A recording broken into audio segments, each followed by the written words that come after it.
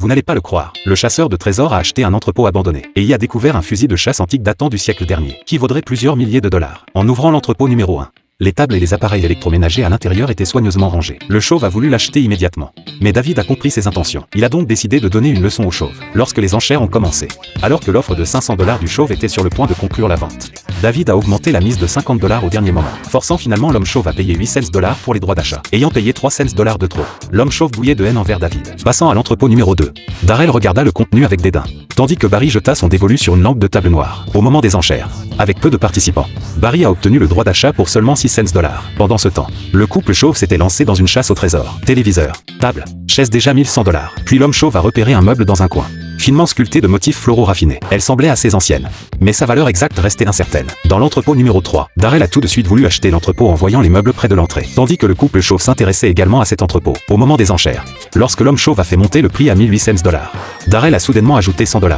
Britney en a été très mécontente. Finalement, Darrell a obtenu le droit d'achat pour 2300 $. Une fois les enchères terminées, Barry est retourné à l'entrepôt pour chercher des trésors, mais ne trouvant rien de valeur, Barry est devenu de plus en plus irritable. Alors que Barry était sur le point de craquer, une planche de bois a attiré son attention. Il en a sorti une sculpture sur bois représentant une tête maya. Pendant ce temps, Darrell cherchait également des trésors. Les photos en silhouette et la couverture à l'entrée pouvaient valoir 340 $. Il a également trouvé des chaussures à talons hauts pour femmes, une coiffeuse et des meubles dorés, d'une valeur totale de 2360 $.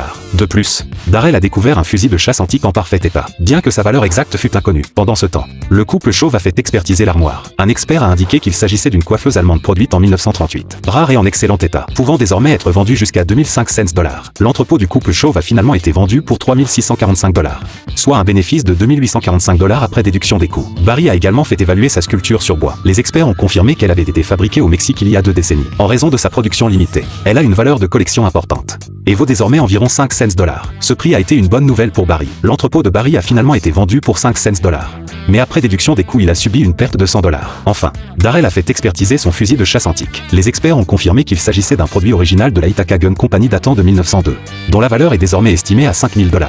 Ajouté aux autres revenus de l'entrepôt, Darrell a totalisé 7360 $ de vente, soit un bénéfice de 5060 $ après déduction des coûts. Il semble que le chasseur de trésors de cet épisode soit Darrell.